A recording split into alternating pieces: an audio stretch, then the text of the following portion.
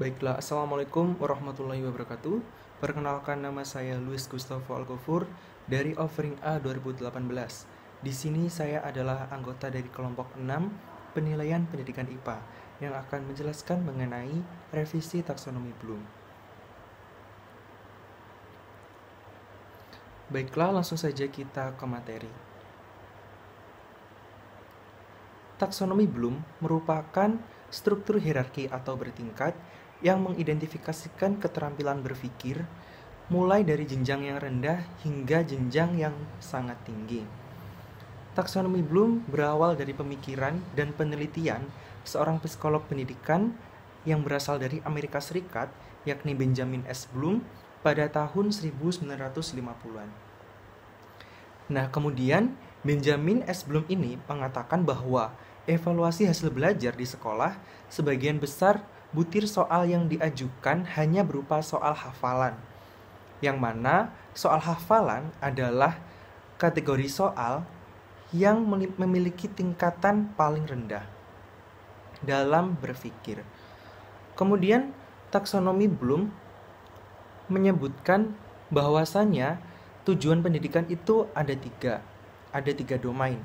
Yang pertama adalah domain kognitif, yang kedua domain afektif, dan yang ketiga domain psikomotor. Nah, apa itu domain kognitif? Domain kognitif adalah domain yang berisi perilaku-perilaku yang menekankan aspek intelektual, seperti halnya pengetahuan, pengertian, dan keterampilan berpikir. Jadi untuk ranah kognitif ini berfokus pada aspek intelektual kita, kayak kemampuan berpikir kita, kemampuan pengetahuan kita, dan lain-lain. Kemudian yang kedua adalah ranah afektif. Apa itu ranah afektif? Ranah afektif itu berisi perilaku-perilaku yang menekankan pada aspek perasaan dan emosi, seperti halnya minat, sikap, apresiasi, dan cara menyelesaikan diri di lingkungan yang baru. Kemudian yang ketiga adalah ranah psikomotor. Ranah psikomotor berisi perilaku-perilaku yang menekankan aspek keterampilan motorik seperti tulisan tangan, mengetik, berenang, mengoperasikan alat mesin, dan lain-lain. Masih banyak sekali contohnya yang menekankan pada aspek keterampilan motorik atau menggerakkan. Gitu. Kemudian selanjutnya adalah revisi taksonomi Bloom. Nah, taksonomi Bloom ini pada tahun 2001 dilakukan revisi untuk menyelesaikan dengan kemajuan zaman dan kemajuan teori pendidikan, seperti itu. Nah, kemudian para ahli psikologi pada saat itu, yang terutama pada aliran kognitivisme, itu memperbaiki taksonomi Bloom dan disebut dengan revisi taksonomi Bloom, atau yang biasa kita kenal dengan RTB. Kemudian RTB ini dipublikasikan pada tahun 2001. Nah, pada revisi taksonomi Bloom ini yang dibuat hanyalah pada ranah kognitif dengan menggunakan kata kerja. Nah, perubahan ini dilakukan dengan memberikan versi baru pada ranah kognitif, yakni dimensi proses kognitif dan dimensi pengetahuan kognitif.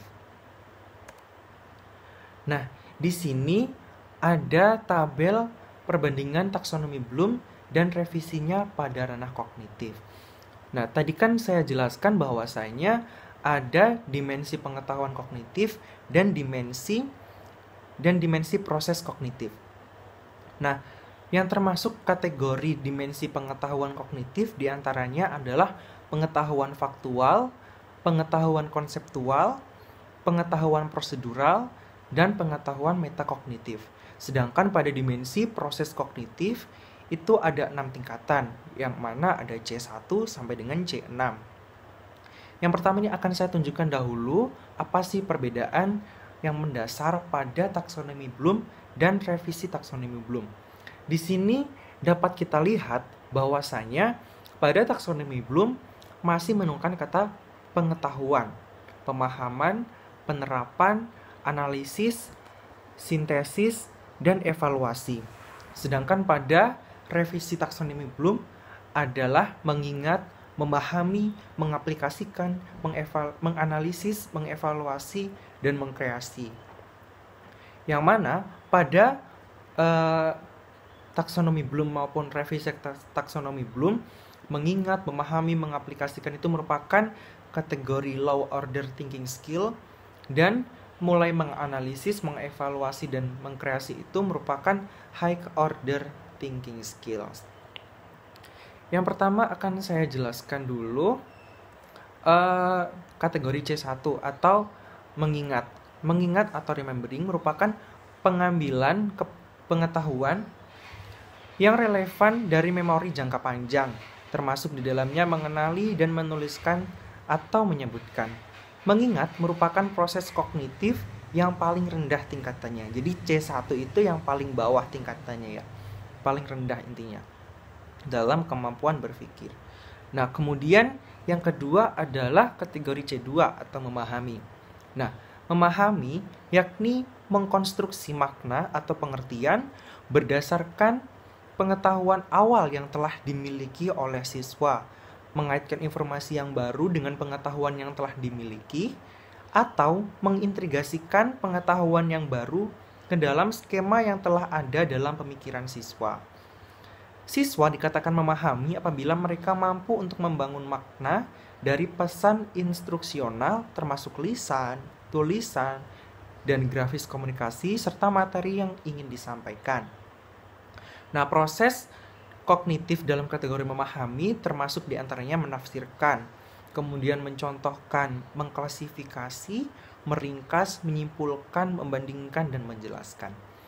Kemudian ada kategori yang ketiga yakni kategori C3 atau mengaplikasikan.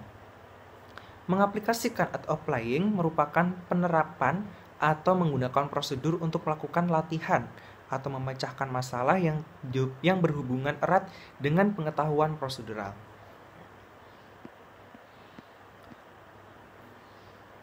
Terdapat dua macam, yakni mengeksekusi tugas yang familiar dan mengimplementasi tugas-tugas yang tidak familiar. Kemudian kategori C4, menganalisis. Kegiatan ini meliputi menguraikan suatu permasalahan atau objek kepada unsur-unsur penyusun tersebut dengan struktur besarnya. Kategori ini juga termasuk menganalisis bagian-bagian terkait satu sama lain. Kategori menganalisis meliputi proses kognitif membedakan, kemudian pengorganisasian, dan attributing. Kemudian selanjutnya adalah kategori C5, yakni mengevaluasi atau evaluating. Nah, kategori mengevaluasi ini merupakan membuat suatu pertimbangan atau penilaian berdasarkan kriteria dan standar yang ada. Kriteria yang sering dipakai adalah kualitas, efektivitas, efisiensi, dan konsistensi. Nah, standar mengevaluasi dapat berbentuk kuantitatif atau dalam bentuk angka. Nah, mengevaluasi termasuk juga proses kognitif memeriksa dan mengkritisi. Kemudian kategori yang ke-6 yakni kategori C6 atau mengkreasi atau creating. Nah, kategori ini merupakan menempatkan elemen bersama-sama untuk membentuk suatu kesatuan yang utuh dan fungsional, yaitu reorganisasi unsur ke dalam pola atau struktur yang baru, yang termasuk dalam mencipta, yaitu menghipotesiskan, merencanakan, dan menghasilkan. Selanjutnya, pengukuran ranah pengetahuan, sikap, dan keterampilan. Nah, untuk bab ini ada 3 subbab ya. Yang pertama ada ranah pengetahuan atau kognitif, kemudian nanti ada juga ranah sikap atau afektif, dan ranah psikomotorik. Yang pertama ada di ranah kognitif atau pengetahuan. Ya, ini yang tadi ada yang pertama C1, C2 sampai C6 yang telah saya jelaskan sebelumnya. Ini hampir sama dengan yang saya jelaskan tadi. Namun ada beberapa tambahan-tambahan. Untuk yang kategori C1 atau mengingat, Ini tadi sudah saya jelaskan bahwasanya mengingat merupakan usaha mendapatkan kembali pengetahuan dari memori atau ingatan yang telah lampau, baik yang baru saja didapatkan maupun yang sudah lama didapatkan. Kemudian, kemampuan mengingat ini difungsikan untuk menyelesaikan berbagai permasalahan yang jauh lebih kompleks. Mengingat meliputi mengenali atau recognition dan memanggil kembali atau recalling. Nah, mengenali berkaitan dengan mengetahui pengetahuan masa lampau yang berkaitan dengan hal-hal yang konkret. Misalnya, tanggal lahir seseorang, kemudian alamat rumah seseorang, kemudian usia, itu kan kayak sudah jelas gitu loh, sudah konkret. Itu adalah termasuk mengenali. Kemudian yang kedua adalah memanggil kembali atau recalling. Nah, recalling ini adalah diantaranya proses kognitif yang membutuhkan pengetahuan masa lampau secara cepat dan tepat. Itu kayak kita ingin mengetahui kembali apa sih yang telah dialami oleh anak itu beberapa tahun yang lalu dalam waktu yang sudah lama, dan kita ingin mengetahui kembali, dan itu harus cepat dan tepat. Seperti itu. Kemudian yang kedua adalah memahami atau mengerti, understand. Nah, memahami atau mengerti ini berkaitan dengan membangun sebuah pengertian dari berbagai sumber seperti pesan, bacaan, dan komunikasi. Memahami atau mengerti berkaitan dengan aktivitas mengklasifikasikan dan membandingkan. Nah, mengklasifikasikan akan muncul ketika seorang siswa berusaha mengenali pengetahuan yang merupakan anggota dari kategori pengetahuan tertentu. Nah, untuk mengklasifikasikan berawal dari suatu contoh atau informasi yang spesifik, kemudian ditemukan konsep dan prinsip umumnya. Nah, sedangkan yang membandingkan ini merujuk pada identifikasi, persamaan, dan perbedaan dari dua atau lebih objek, kejadian, ide, permasalahan, atau situasi. Nah, membandingkan berkaitan dengan proses kognitif menemukan satu persatu ciri-ciri dari objek yang diperbandingkan. Seperti halnya misalnya contoh, siswa membandingkan apa sih perbedaan dari meiosis dan mitosis misalnya. Nah, untuk dapat membandingkan siswa harus mengetahui ciri-ciri dari masing-masing hal tersebut, sehingga siswa dapat membandingkan apa sih perbedaannya dari dua hal tersebut. Seperti itu. Kemudian yang ketiga yakni C3, menerapkan atau mengaplikasikan. Nah, menerapkan merujuk pada proses kognitif memanfaatkan atau mempergunakan suatu prosedur untuk melaksanakan percobaan atau menyelesaikan permasalahan. Menerapkan berkaitan dengan dimensi pengetahuan prosedural atau procedural knowledge. Menerapkan meliputi kegiatan menjalankan prosedur dan mengimplementasikan. Menjalankan prosedur ini seperti halnya saat kita melaksanakan praktikum. Dalam praktikum pastikan kita akan mendapatkan prosedur-prosedur apa yang harus dilakukan pada saat ini, dan pada saat ini.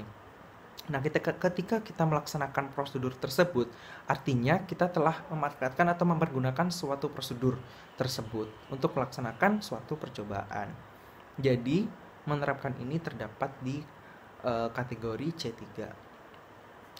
C3 tadi, C1, C2, C3 tadi masih ke dalam kategori low order thinking skill. Nah, selanjutnya kita beranjak ke kategori C4, C5, C6 yang mana merupakan high order thinking skill. Yang pertama adalah yang C4 adalah menganalisis atau analyze. Nah, menganalisis merupakan memecahkan suatu permasalahan dengan memisahkan tiap-tiap bagian dari permasalahan dan mencari keterkaitan dari tiap-tiap bagian tersebut. Kemudian mencari tahu bagaimana sih keterkaitan tersebut dapat menimbulkan suatu permasalahan.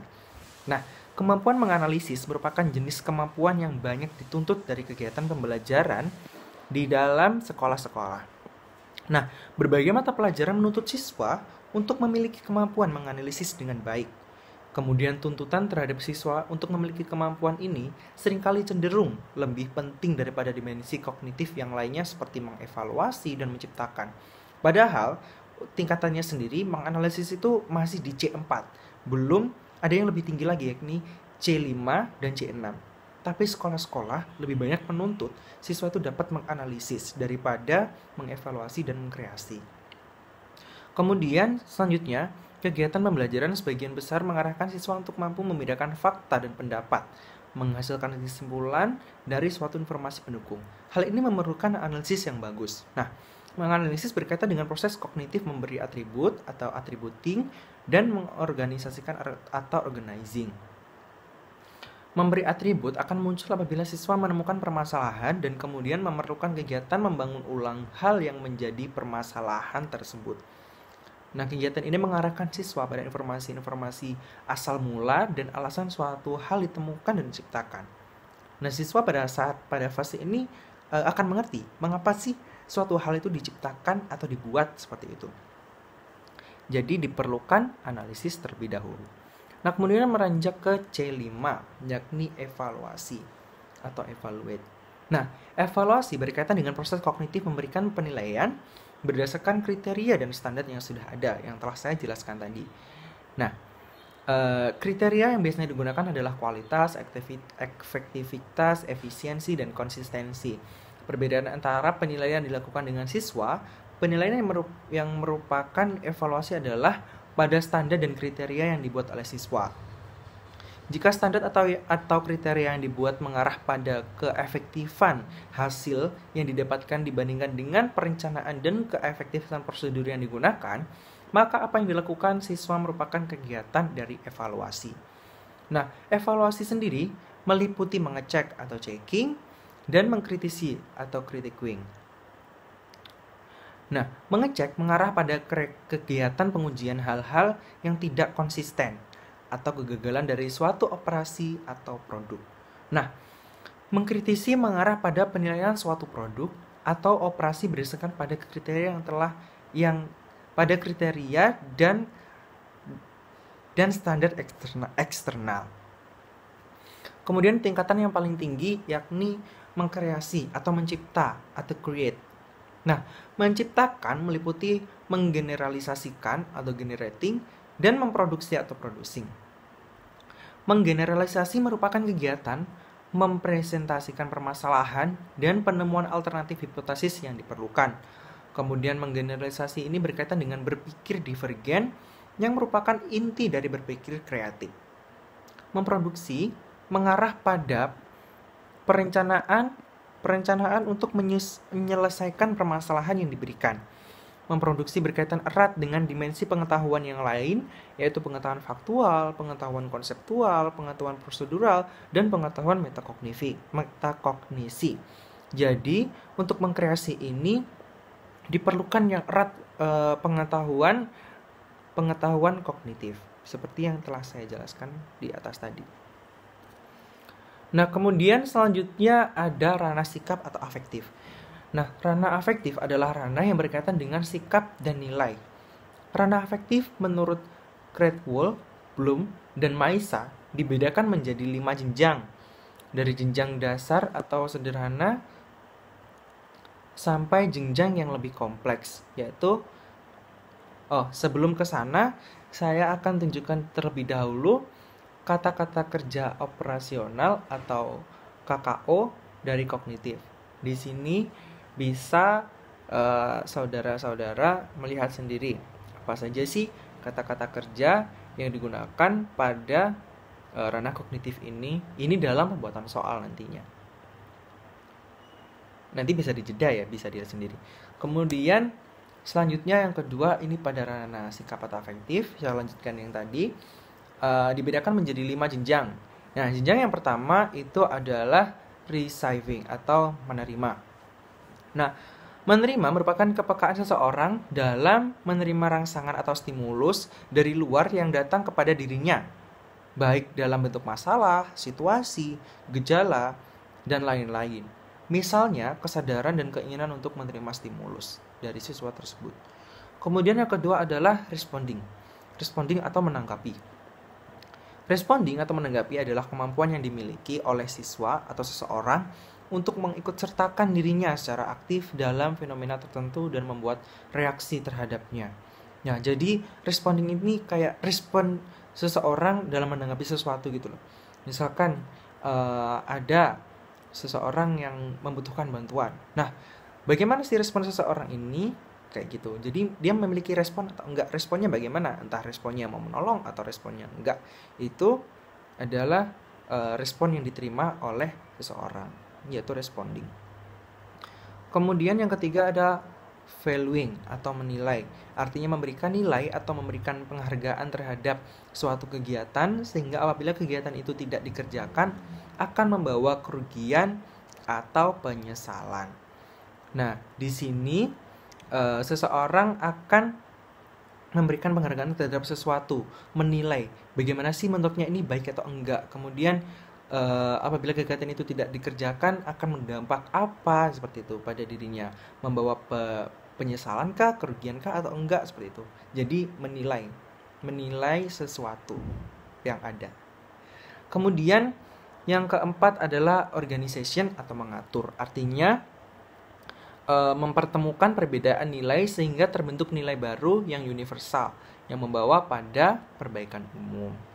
Kemudian yang kelima adalah characterization by value or value complex. Nah, karakterisasi dengan suatu nilai atau nilai kompleks merupakan tingkat efektif tertinggi.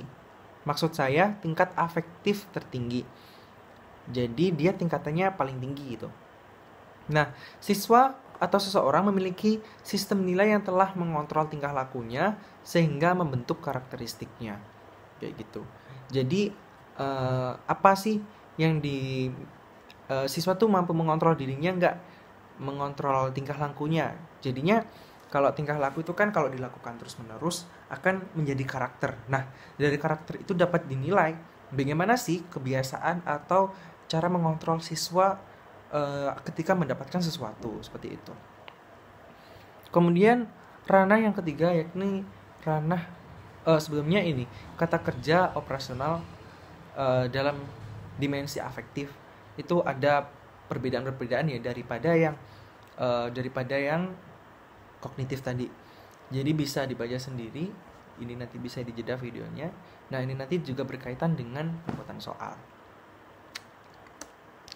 Kemudian selanjutnya ini pada ranah keterampilan atau psikomotor. Nah, menurut Debdiknas, kemampuan psikomotor itu adalah kemampuan yang berkaitan dengan gerak yang terkoordinasi dalam susunan syaraf, dalam otak dan pikiran. Nah, ranah psikomotor berhubungan dengan hasil belajar yang pencapaiannya melalui keterampilan manipulasi yang melibatkan otot dan kekuatan fisik. Sehingga ranah psikomotor dapat disebut juga sebagai ranah keterampilan. Nah, Eko Putro pada tahun 2014 juga menjelaskan bahwa aspek keterampilan atau psikomotor merupakan hasil belajar yang pencapaiannya melibatkan otot atau kekuatan fisik.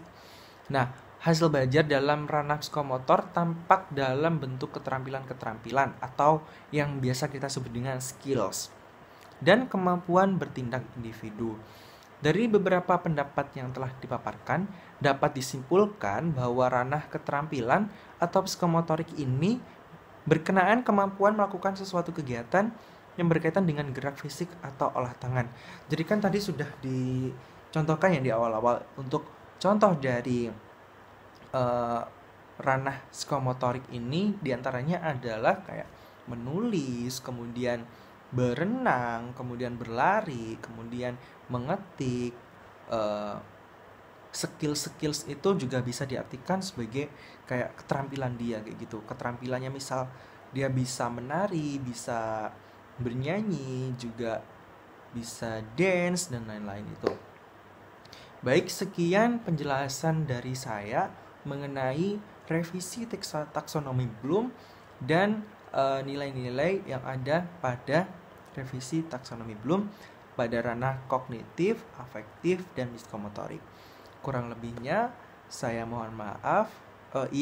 Sebelum mengakhiri saya tunjukkan dulu kata kerja operasional atau KKO pada ranah psikomotorik.